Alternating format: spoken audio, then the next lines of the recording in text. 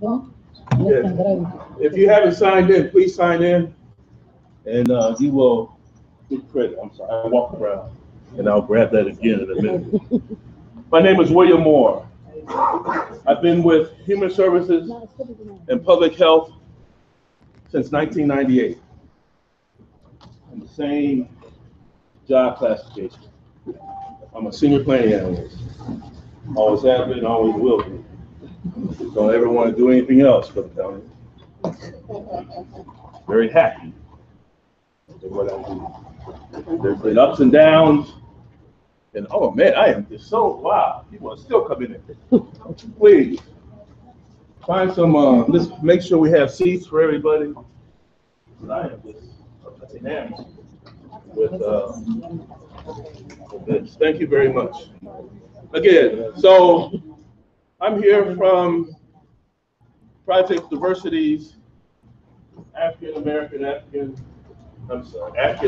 African American Cultural Committee.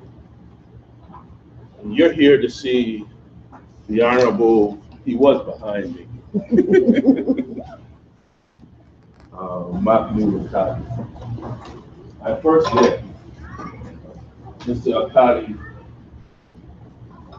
it must have been like 1989, 1991, which was really early in my career. And ever since then, I made sure I was in spaces with him, because he's a very knowledgeable man, especially around the issue of our history, America's history, as it pertains to race and race relations and culture. He's a history professor from California College. That's where I first met him.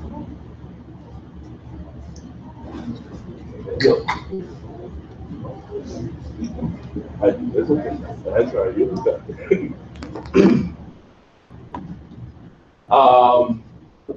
I have put in front of you, some of you were lucky enough to came early, my last report to the council as its chair. I was chair for 18 months.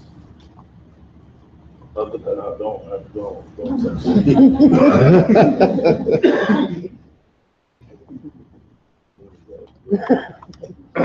and I thought that I would put in writing what my vision was around me being chair of this council. And if anybody, I will send it off to everyone who signed in. I'll send you actually a copy. I have all of your email addresses. And but I'll make sure everyone gets a copy, just because there he is, the esteemed Mahmoud El-Kati. You have to help him. Good morning. Good morning. Sir. We want to talk about it. Just say I am also here as a recruiter. Yes. I'm trying to build this vision of each one reach one as a campaign. And how I do that is, well, it's a big thing, but it's just recruiting people to say that I will be an ambassador for the African Heritage, African American community, to talk about diversity and champion diversity within our area. That's it in a nutshell. But if anyone's really interested, shoot me an email, because I know you have mine now. And you will when I send you a note. This is really today, my vision was just to have an open conversation with our esteemed guest. He will set the table for you in terms of what he says at the beginning about what he does, what he's about. Let do an introduction for you. It's not long. If it's not long, how long has it been so far?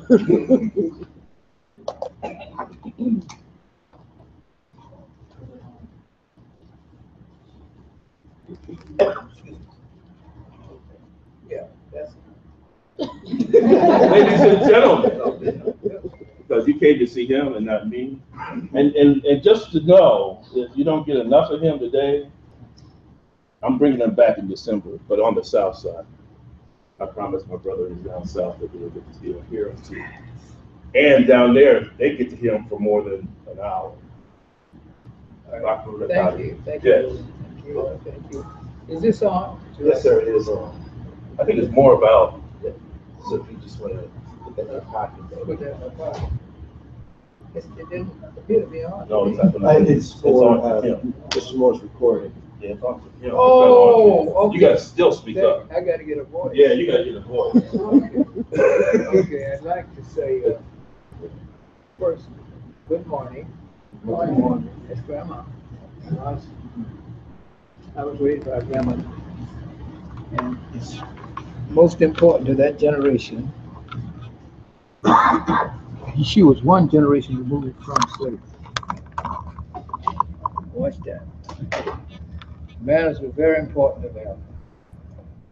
They got this new thing called education and morals and so forth. It's very important. I think I'm lucky, even though it may not appear so to you or many even like me. See it that way. I think I'm lucky that I was part of the grandchildren of the people who were the first to be free in free America. Let me back up and say something about me so you can judge me. I want to be honest. Nobody's perfect. Nobody's got it all right. I think I got part of it right. All right. This country, and this is what I talk about.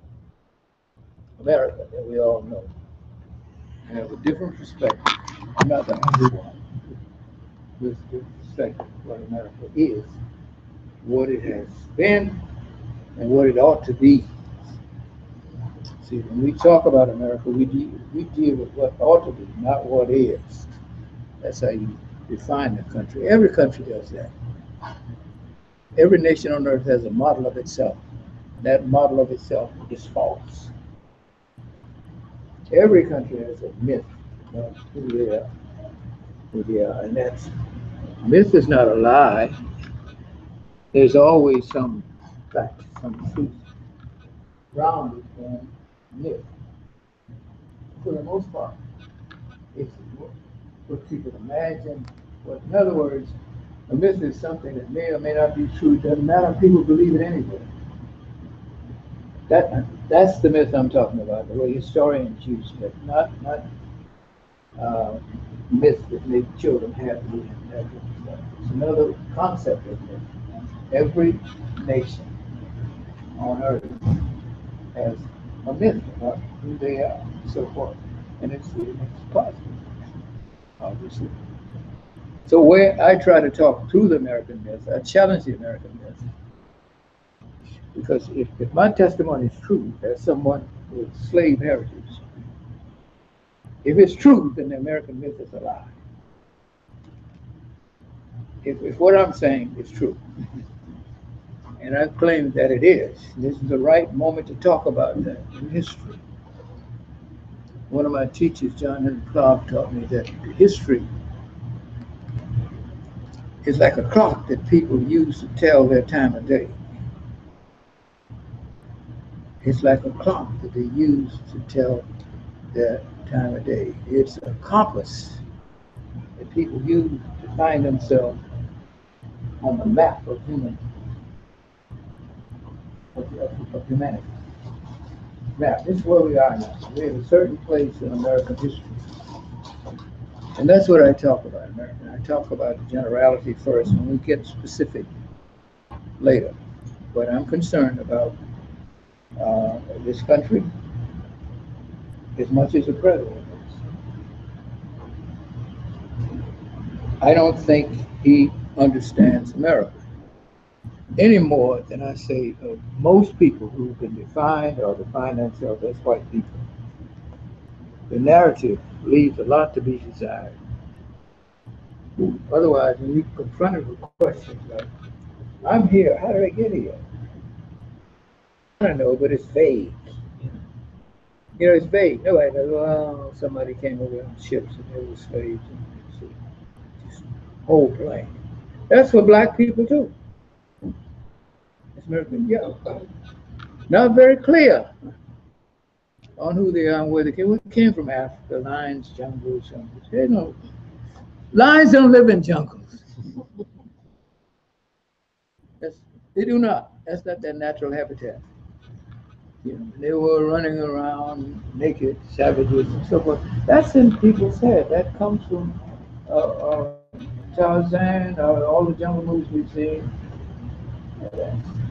That's even Africa. Lions do live in Africa, but they don't live in jungles. They live on plains.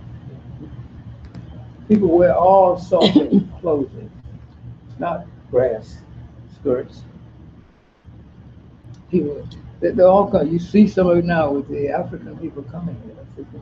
You saw some of it in the 60s when the dashiki came from West Africa here. Black people didn't know what they were. Then Africa, the blue brother were hairdressers, black women wear it now.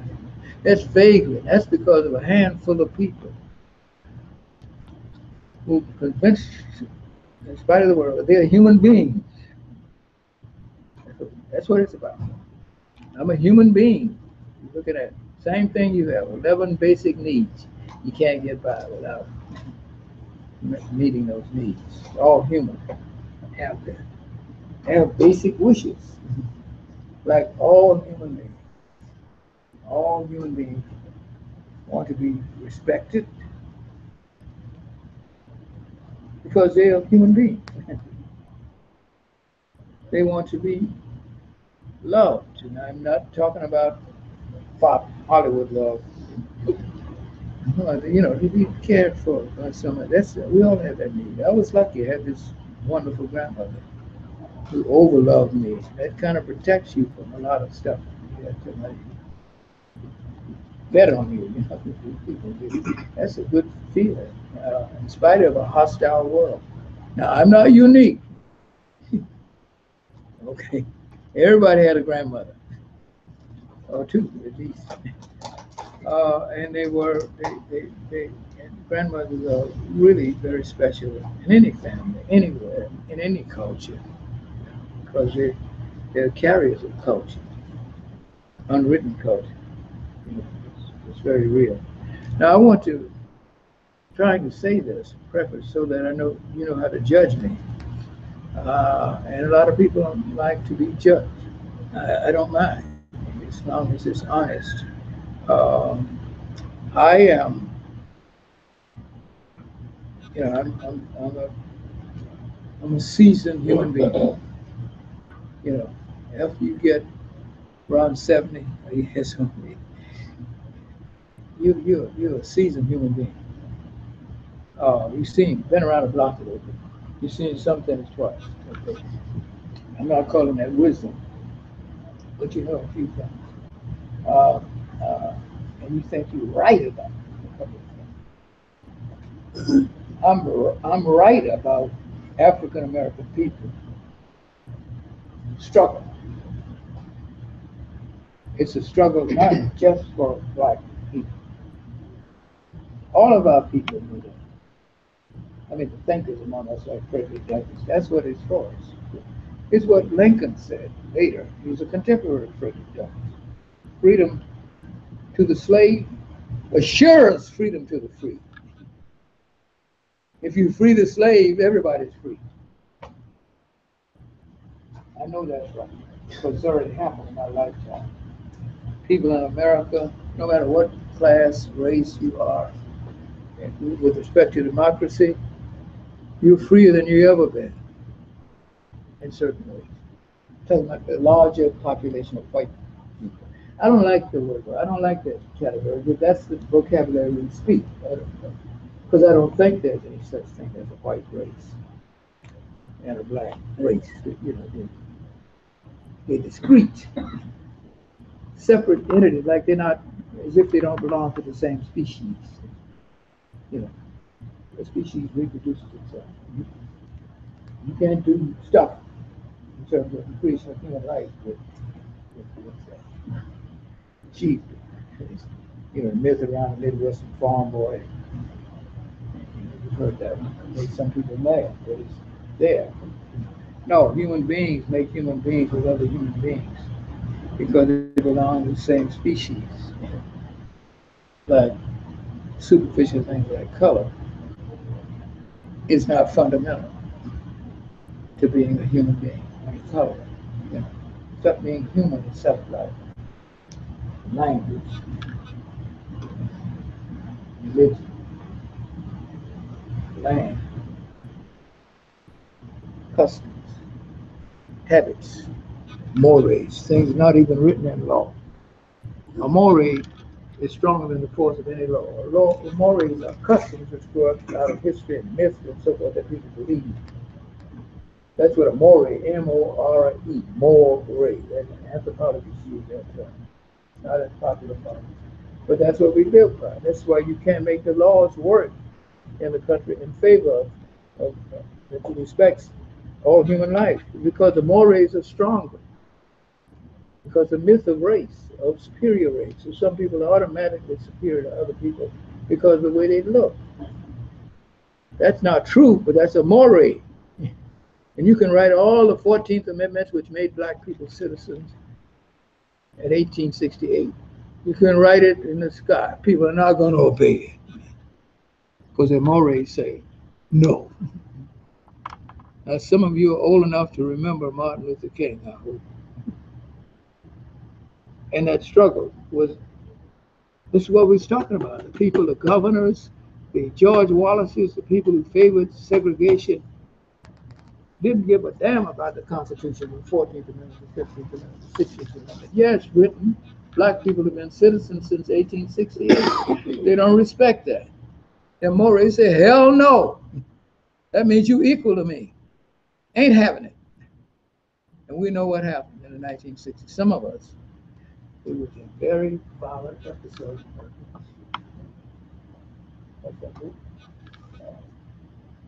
American people have been taught to tolerate violence. That's what's going on right now. You know, in one summer in 1964, just one summer in Mississippi, that's one state of the 50s, 54 black churches were bombed. That's terrorism. America could tolerate that. You see, because we've been accustomed to it.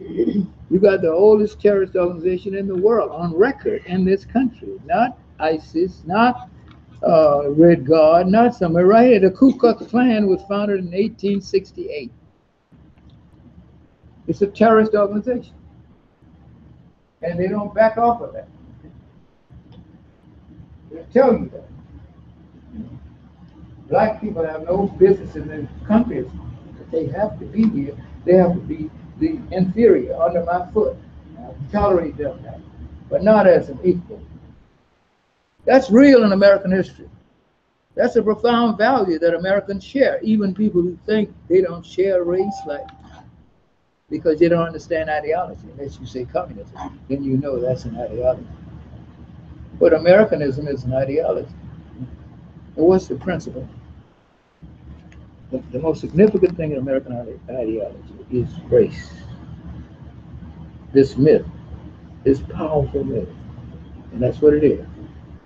A modern myth, just created within the last 400 years. These things that you know now weren't. Yeah. There were no Negroes in the world, at least people from Africa call themselves Negroes. There were no Indians in America. Indians lived in where? India. There were Choctaw, Chickasaw, Cherokee, Navajo. That's who the people were. They didn't call themselves that. That's all a result of what happened in the last 400 years. There were no more mulattoes in the world. No, these people don't call themselves that. There were no octoroons. There were no cartoons. There were no Griffiths. There were no people like that. It's all a result of an era, certain era of history. We belong to an era, an epoch, which was not always the case. Before the modern world, it was the Middle Ages, and I'm looking at the world through the eyes of a European because of the influence of Europeans on the way I see the world. You know, since I was brought out of Africa as a Yoruba, as an Igbo. These are all proud people, as Ashantis, you know, people who built Timbuktu. You said, well, Timbuktu is a pride city in the ancient world. But I'm a Negro because somebody imposed that on me. And it was ugly, terrifying, and violent. Anyway, these people are scared of this. I'm not. I've overcome this because I've wrestled with this. You know, sleepless night. I got to come to grips with what is real and not a myth. So should you. That's what's facing all Americans now. Come to grips with slavery. It's taken up most of American history. It's older than any institution. It was here when George Washington was born. He was given a slave for a Christmas present when he was an 11-year-old boy. He sold one for a keg of molasses. That's the father of the country. I'm not down on George Washington. That's just a fact of history. He's a man of his time. The man who wrote the Declaration of Independence, remember him? And are endowed by their creator with certain inalienable rights. Among these are life, liberty, and pursuit of happiness. Who was he? In his lifetime, he claimed the lives of 600 black men, women, and children as slaves. What do you do with that? Well, you ignore it, you bury it, you distort it. You keep it out of history books. So you can have this smooth, even surface of a white country. Let me say this clear. If I've met Donald Trump, you know, the first thing, let me talk first, Donald. This is not a white country. Never has been, never will be. That's a myth. There were already people here who'd been here for thousands of years, who built many civilizations. It's not civilization, it's what it's not. The native people are the first people to discover the properties of rubber. You know how important that is in the world that we live in? Europeans didn't know rubber. That's a contribution to the ongoing development of human civilization. It's cumulative. It doesn't belong to white people. It's cumulative, that it's built over many, many, many centuries. That's what we are victims of. A powerful myth. Everybody in America is a victim of the doctrine of white supremacy. And that's what I'm focusing on. Talk about nothing else. I don't care. No matter what's on the agenda, I talk about it. Now, I didn't always talk this way. You know, I had to struggle to come to grips with that. You got to deal with it. You got morals. You know, you say you're a moral man. You know, there's certain principles you live by, you respect, and so forth. And one of the moral principles I expect to respect all human life. Okay, how it looks. Whatever position it is in. All human life. White people are human beings. They don't have to do anything to qualify, like any more than we do, just to be a human being. God, our nature is creation. And nobody has the right to deny anybody else's right because they don't look like them. They don't talk like them. So that's wrong. We're not there yet. There are some people, I'm around some young people, I don't mean children, I'm talking about they're adults, and they got well-trained minds who are going to be helpful. They're going to help us, who come to grips with that. I'm talking about people in their 30s who did all the right things about college and all the degrees and all of that stuff. But there is more to it than that, than the formal education is what corrupts America. the public school system, if I were a judge, what I call justice and right and so forth, I would define them as criminals. What they're doing to the minds of black children. Think of this. A child, until very recently, who is black, who could start kindergarten, first grade, high school, college until recently, and never read a word about his people. Never knew that they were in the Revolutionary War. Never knew that they were in the War of 1812. Never knew that they were in the Mexican-American War. Never knew that they were in the Civil War. As one of my great grandfathers was Civil War veteran. Black people were in that war. Over 200,000 fought for their people's freedom. What do you say about that? I say it's wrong. That's all. That's all. It's not political. It's just that's wrong to do that. And the public school system is a part of the crime. You know, achievement gap. There's no achievement gap. There's a belief gap. There's a knowledge gap. There's a respect gap. That's the gap. I was on one of those committees early on. After I found out that it's another kind of a hoax to deal with black people as different, they can't achieve, no matter how much they achieve, they can never achieve because of the doctrine of white supremacy. You can't say black people have achieved as individuals, if you measure as white people, in spite of the odds.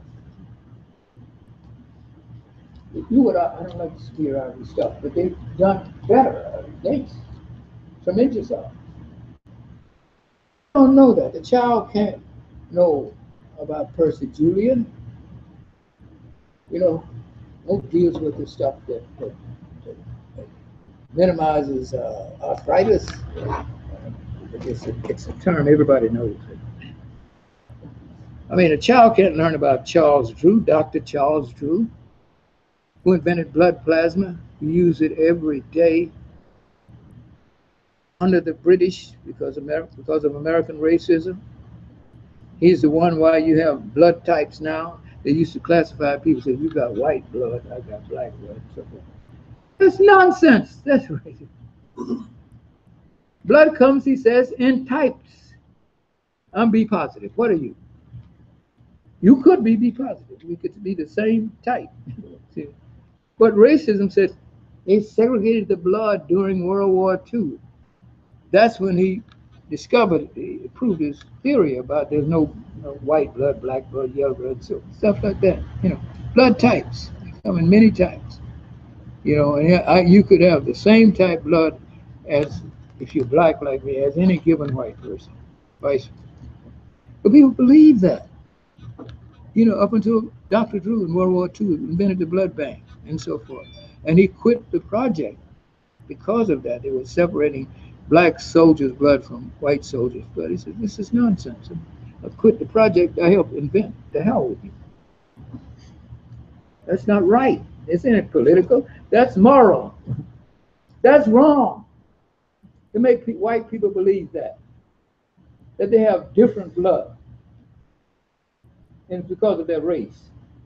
This thing is crumbling.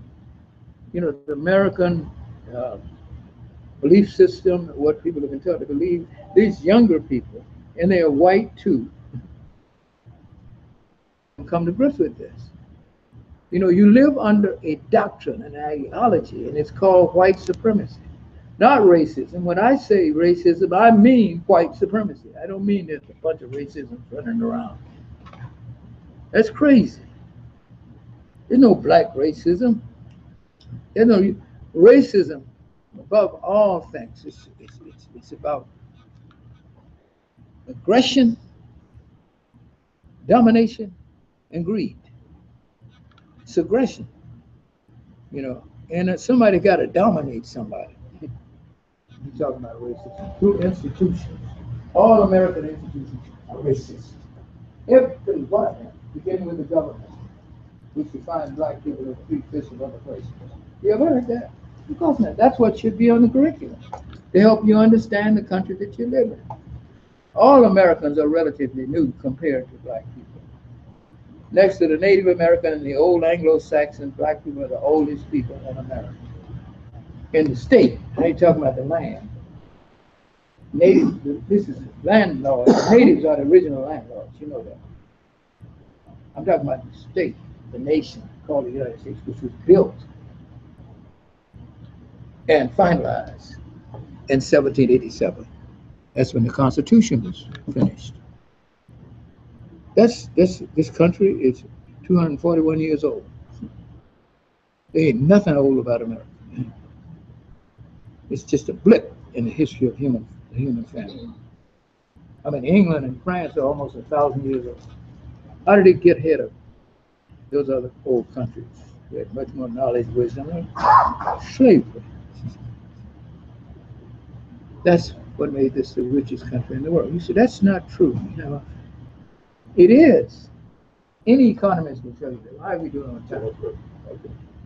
Any economist will tell you most of the wealth of this country, up until the Civil War, roughly up, most of the wealth of this country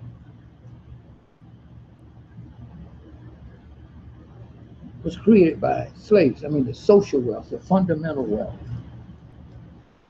Okay,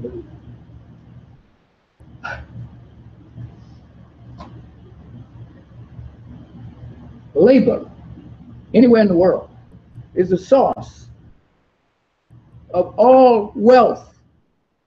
Comes from labor. Machines do it now. But somebody to create the wealth. You know, for instance, let me give you 4 crops that really made America rich. The first one that Native Americans have been dealing with forever, tobacco.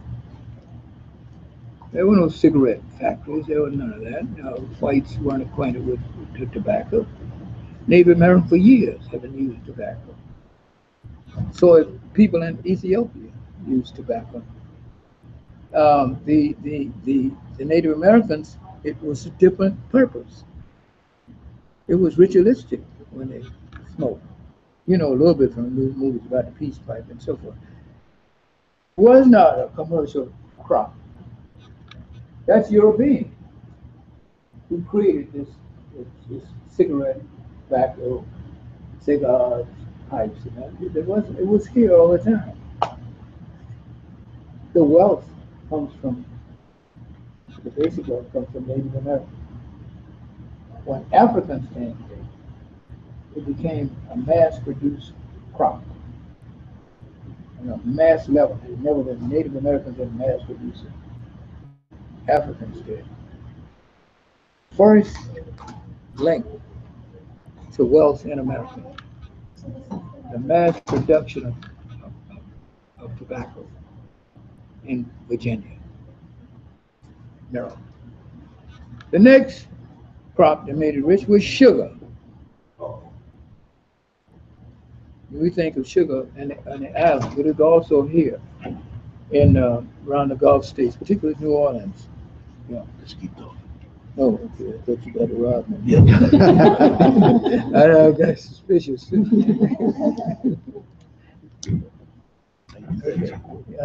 You might do that too.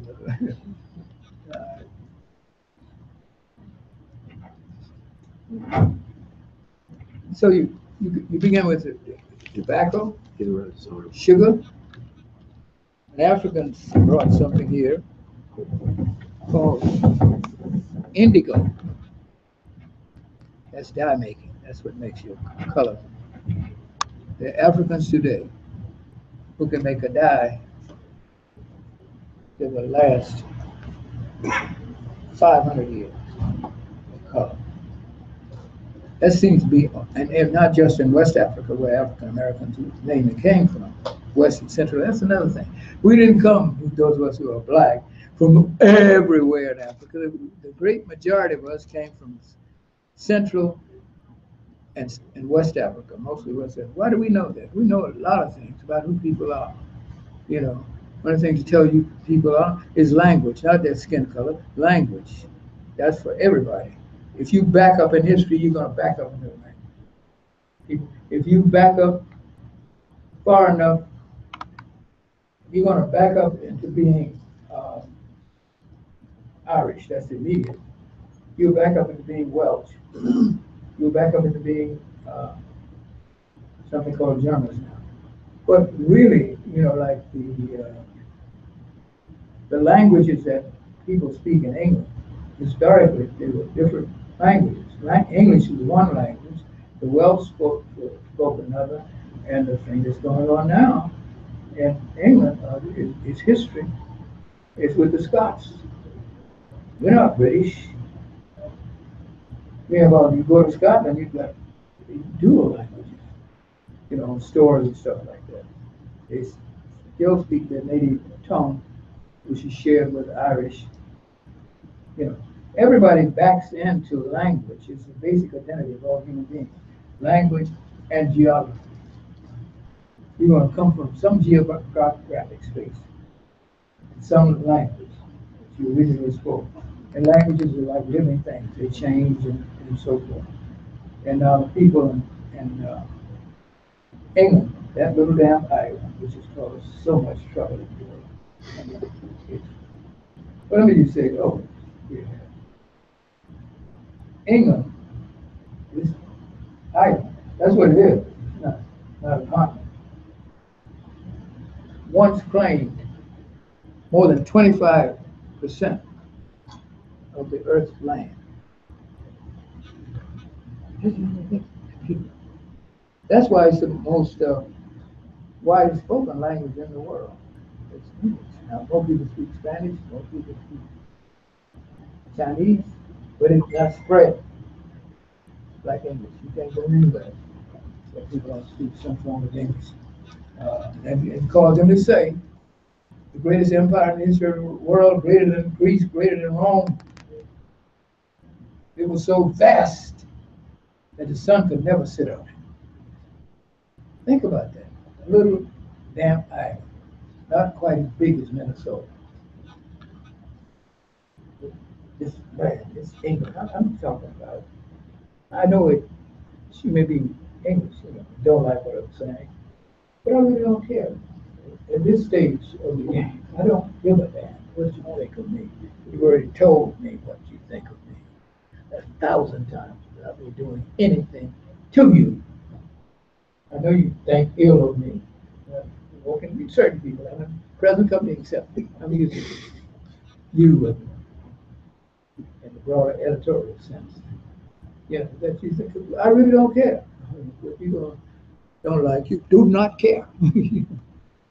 I got better things to think about in the world. And that is to be a part of creating a new world, a world that will be human and transcend being Democrat, Republican, Liberal, conservative. I think they're obsolete. In the coming world of these young people, you don't have any relevance to them with that whole game playing around people. Everything ultimately becomes political. It's not. What happens to people's spiritual life? It's just blanked out. Everything's political. You learn anything. Everything is not political. I know you can't get through the world without doing politics. It's a great reality. But it's not everything about being human. It's a practical thing. It's about who gets what, when, and how much. That's what race is about. Who gets how much, when. The flag has been split in a way that is racialized from the Constitution. All institutions, I'd say, in America, founded on race, this myth. In the Constitution, I dare you look at it. There are people who've gone through law school and never read the Constitution. I met several of them. I know a lot of lawyers. I didn't use it until after I had to forced to use, forced to look at it and read it. Ralph Nader was one of the honest people who started the consumer movement in this country. He never read it until you go over it in law school, but not study it, read it. And that's what caused him to start this thing about, consumers being robbed and mistreated and so forth. When he brought that up, I was driving a Corvair, which was a little Chevrolet. with a motor in the back, like the Volkswagen. And I love that little car because it could get you out of any jam in winter. I mean, you didn't have to worry. You could, these big cars were stuck in the snow. You just ride them right behind. Good morning, you know. And with my little Volkswagen. And Ralph Nader broke my arm. He said the Corvette was unsafe at any speed. I mean, that he broke my heart. He was any speed. I don't care if you're doing 5. You're in trouble. And I had to get rid of my Koen, you know, because of Ralph Nader. But he helped the American consumer. Great lawyer, but he had not that much to do with the Constitution. You see. And I know half of those guys in Congress never read it. They don't have to. Because I want to put this crudely. Most politicians think American people are chumps. If you inject race in it, you can do anything you want. But black people we are the most perfect scapegoats any country has ever had. You can say anything. Something they never even thought about it, and they put it on. They really do get what they said. They have all the sense of the flesh. White people don't have a sense of the flesh. You divide it like that. The black people are the bad people. It is terrible. These things don't exist anywhere in the white community. People believe that. And even though you see all the crooks, the thieves, the thugs, the murderers, you know, you have something called organized crime. There's no country in the world got anything like that. Organized crime. It's supposed to what other kind of crime? That means the crime. Organized crime is an institution. It's like the church. It's like the labor unions. Just like schools. It's an institution. An institution is an enduring process. Organized crime been around since the late 1890s, since those people came from Sicily. So we ain't got nothing else. Everything else is organized, taken up by the various white elements, groups who came in. Crime is not organized. That's organized for most years. They're heroes.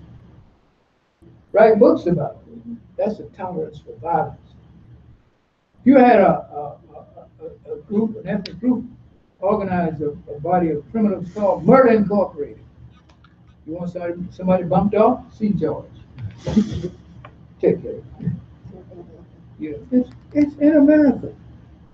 This is largely a country which claims the Judeo-Christian ethics, which is essentially amoral. I didn't say immoral. There are moral people in the white community and so forth. But they're a distinct minority. You know why I know that? Because all of this murder is going on before us right now.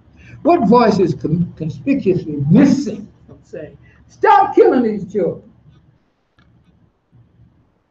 You know, you see it. Child walking away from the cop, he killed him. Guy running away from the cop, he killed him.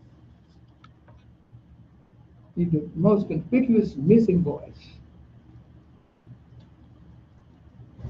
Who do you think it is? The moral compass of society, generally, are the religious body of people. There's no voice from Christianity. Thank you. There's no voice. You know that. There's no known big minister. You know, equivalent to say, his son is still alive. No, he's still alive. Billy Graham. You know what I mean? There's no voice. See, he's like a pop star. Billy Graham. That's what he is. You know, 100,000 people come out to hear him because he don't deal with the depth of Christianity as Martin Luther King did. We deal with the depth of it. We don't even understand Martin Luther King. I'm talking about a lot of black people do it. I studied to understand him after he was dead. He's a much better man than I took him for. I mean, See, most people have never read his love ethic. I'm talking about black people. You know, he wrote 4 big books. He's unusual and an activist in a small body of knowledge of what he thought. And the first one was Stride Toward Freedom, covering the Montgomery boycott, showing you what that was about, how people can organize the best organized community in America in terms of community organization ever before. No sense. Is the Montgomery bus boycott. 99% cooperation. 99 for 391 days. People walk. There's nothing to equal that in community organization. It's changed the country. The act by Rosa Parks changed the country. It wasn't for black people, it was for democracy. It was the seed of democracy. Think about that. When King was here, I didn't understand them. I wasn't against them. I was certainly not against them. But he said something that was practiced something was revolutionary, radical, without a gun. What he tried to do was preach, and he did live the Sermon on the Mount. That's what he did. It was the Sermon on the Mount. Love your enemy. That's radical. That's crazy. Love your enemy. Bless them that curse you. Are you serious? Somebody going, do good to them which despitefully use you. You gotta be out of your mind. No, this ain't black and white. This is how people are. He said that's what Christ taught. Love, forgiveness, redemption. That's the Christian creed. I'm no great scholar of Christianity or preacher or teacher. I know that. You ain't got Christianity if you ain't got that. Those are the pillars of Christianity. That you're supposed to love people. And he did that. I was in the angry crowd, one of the angry crowds, before I moved here from Cleveland in 1963. When Birmingham, you've seen this old footage with the children being fire hosed and people being beaten by these criminal cops. Yeah, the criminals. Yeah, I say that. See, well, you know, black. Another thing, when black people talk, this is what we're racialized. We've been raced, not like white people. If I'm saying something, the first thing other people are thinking, not just white people. Who's he speaking for? I'm speaking for me. I don't speak for black people. I said, remember the First Amendment? Congress shall make no law respecting the establishment of religion or prohibiting the free exercise of press, nor of speech. I'm practicing what I'm supposed to do. I'm supposed to speak for myself. The great Frenchman said, speak loud, tell the truth, shame the devil, give free. That's what I'm trying to do. And I'm not speaking for black people. I don't care if you don't agree with me. I don't know. See what I mean? These are words, ideas, they're not colors. You don't have to agree with me. I don't care if you do or not. I'm speaking what I think. That's what I think. That's what when somebody get on another black, when you agree with that guy, he should do it. It doesn't matter what I agree with him or not.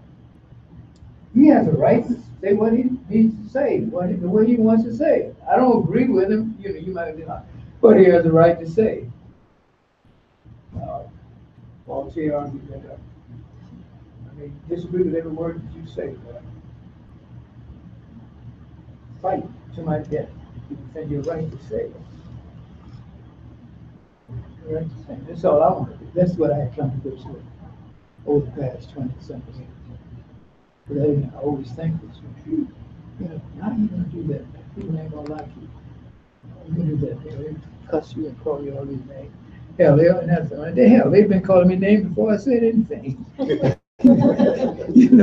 I mean, I'm a Southern born guy. By the time I was 9 years old, they called me nigger so many times. I thought that was my name.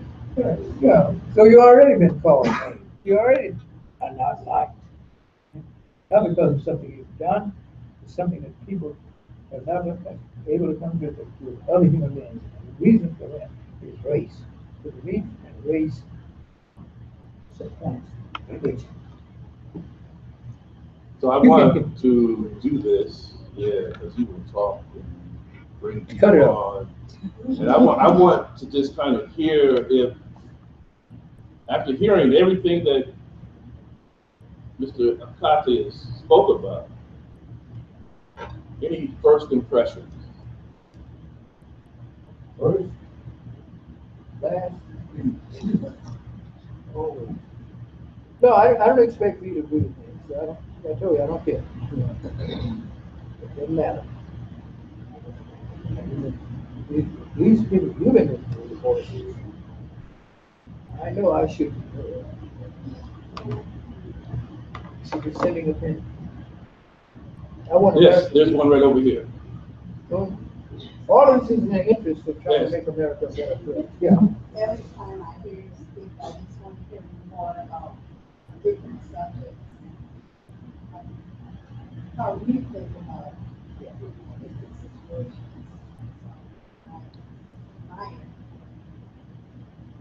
Okay. Is that an endorsement? Sounds like it. Thank you. Anyone else? Go ahead. Yes, sir. So, sir, how do we reestablish that connection between the human being and disconnect the racial construct that we're in? I mean, most of us work in public, work for the county, and part of our job is to look at kind of racialized stuff. But how do we even do our jobs given system? But then we need to actually apply humanity to that racialized system. Well, I would say that first, all of us need to recognize if you're concerned with social justice, if you're concerned with human rights, if you're concerned with respect for human personality, you're in trouble. You're just in trouble right now because the brain, power. I think most human beings left to their own devices are decent, no matter what color they are. You can anybody who's tried to look at cultures in the world can see that people are just who they are.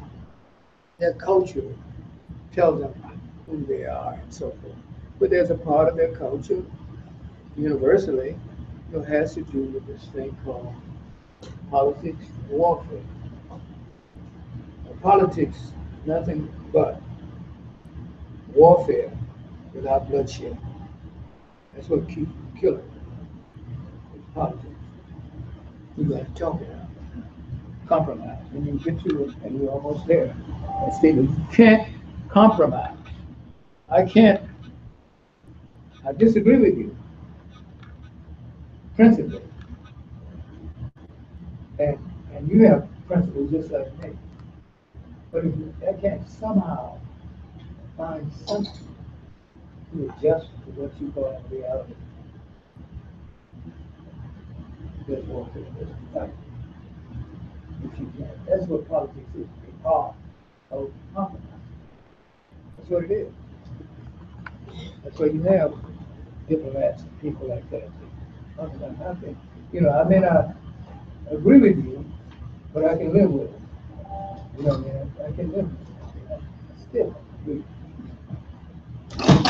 In order to keep the ship afloat. I gotta get people out of here by 12:30, because I said I'd get people out of here by 12:30. Okay. And I don't want to let anybody leave without saying this. I'm going to do two things. Everyone who signed in, please sign in. I'm going to send you the copy of that report that I wrote up, and then I'm going to ask you to do a little evaluation for this little thing that you just experienced and send it back to me. Those are two things that I'm going to do. But Dr. Mahmoud is here. If you have a question, please do free to ask. He will answer it, I believe. Got to go. I understand that. But understand that you'll get something from me later on. Let me say this part of words. I think that there are always people. I believe in this world. I have faith. The essence of humanity. There are always people who are trying to create a better world, a heaven world. People who won't give up on that idea that we can improve.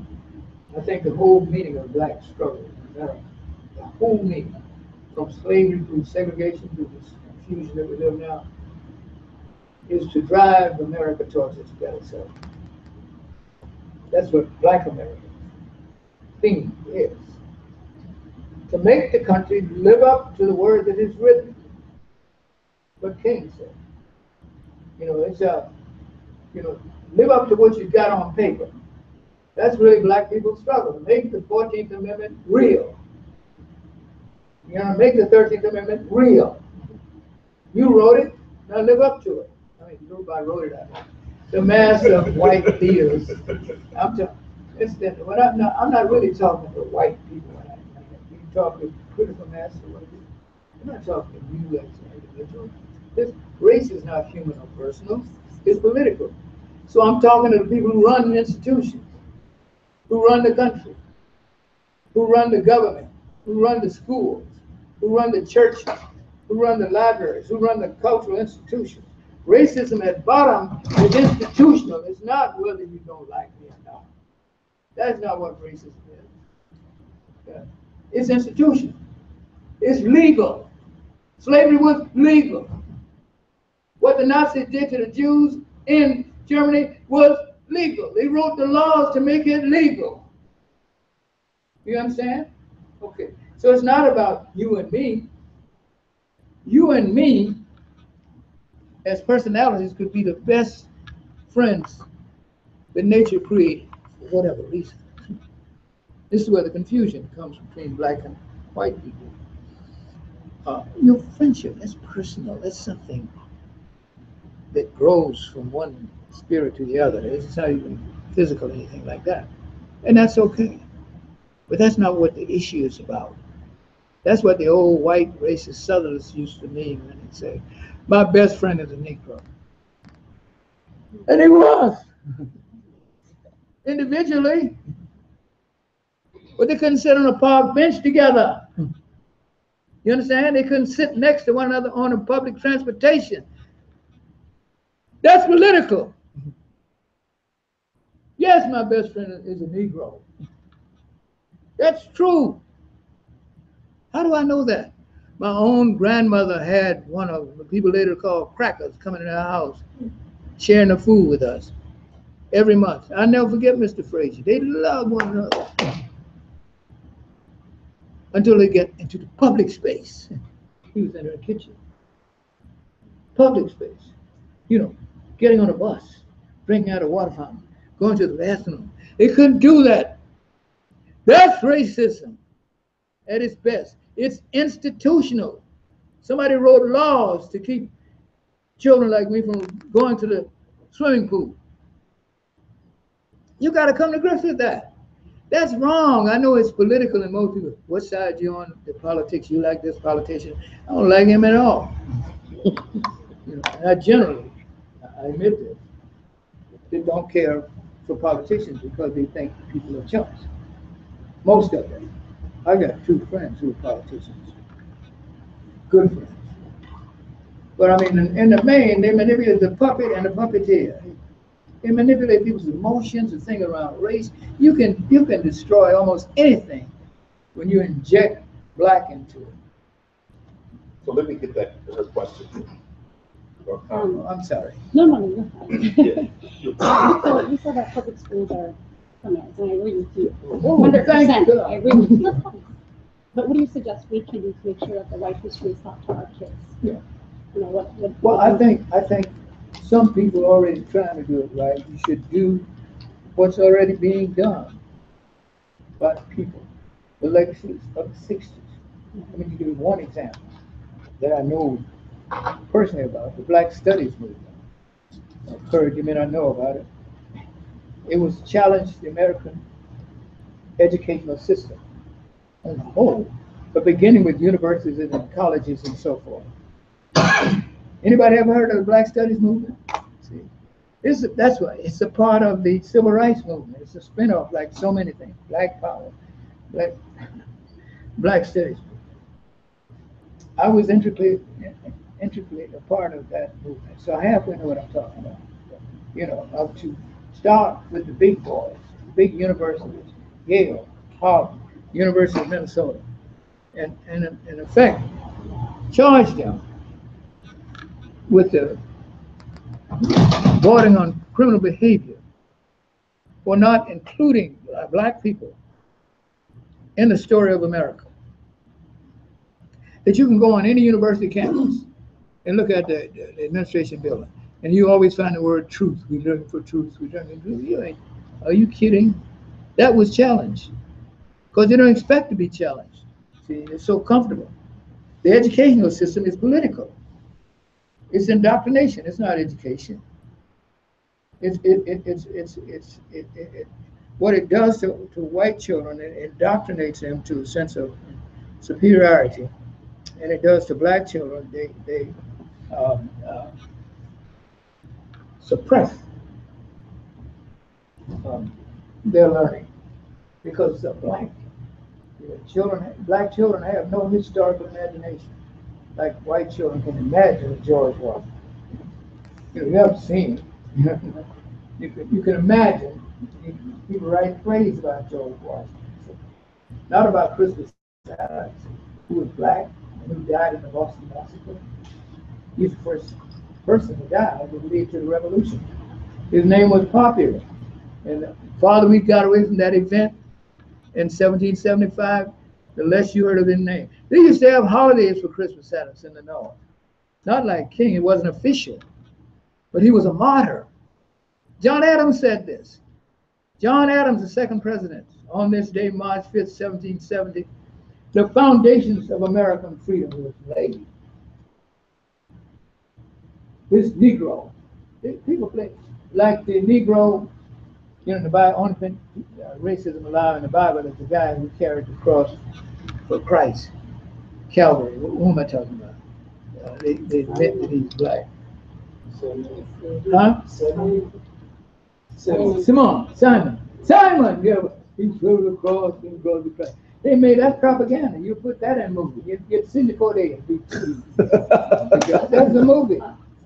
If only Black person in the movie, where you got no family, no nothing.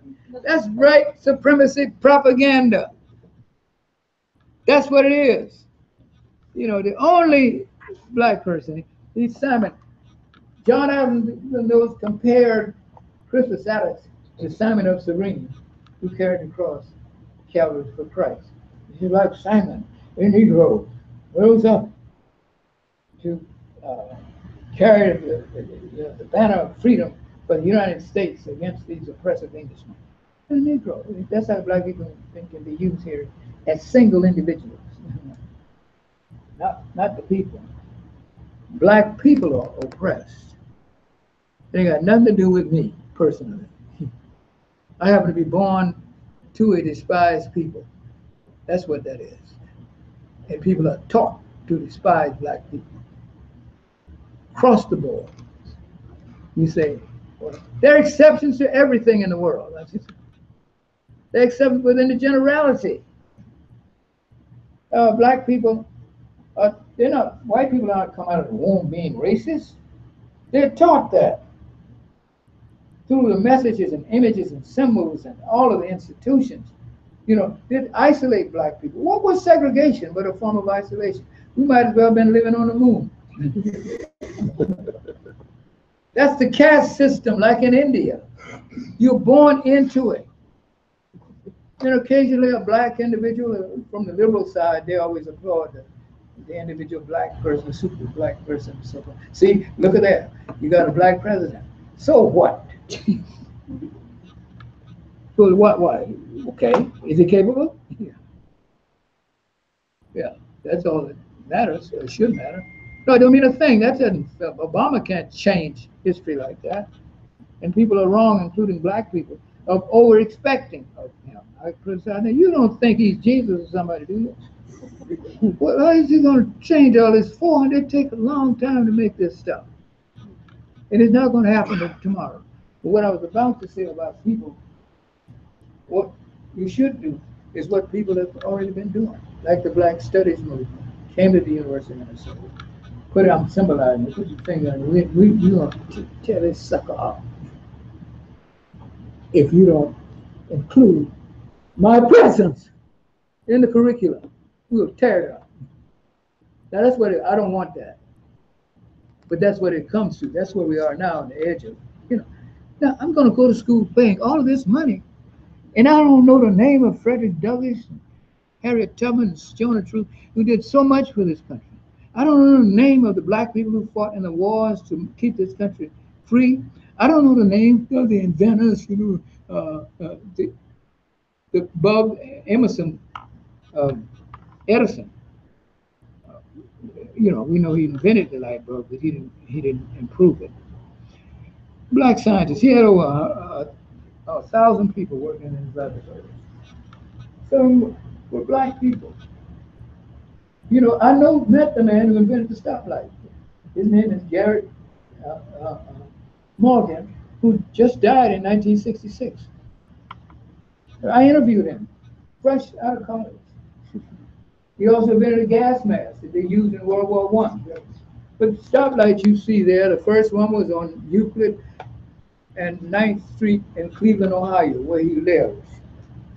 I saw the patent rights in 1923. See, why can't you know the name of Garrett Morgan when you look at the stoplight? You look at something come from the brain of a black person. So we challenge the education system at the highest level, Harvard, Yale, and so forth. Now they got some of the best black studies departments. And Harvard's got the best, they say, because they got the money. They say, yeah, but black scholars, the best known, Henry Gates is maybe the best known black scholar in America, because he's at Harvard. People struggle for that. People went to jail for that. I went to jail. And proud of it. Proud of it. And with that, Mr. Mahmoud. Thank you. Thank you.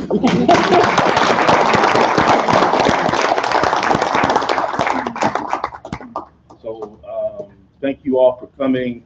And I'll leave you with just one little thing that our mission is about, or our vision talks about, where all people are treated with dignity and respect. And if we keep that line in mind, maybe we'll go a long way. Again, you'll hear from me again by email. I appreciate you all being here and sticking with us as long as you have. Grab a cookie, grab some water, get this out of my sight. And thank you again. And actually, he will be back, but in the South Family Center, and I'm going to have him for 2 hours, not 1 hour.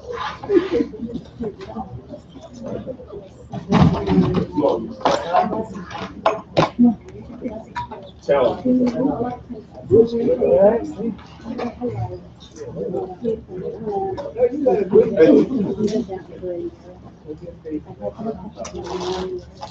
Thank you for sticking it out. All right. All right. Yeah, thank you. Enjoy the rest of your day. Oh, no problem.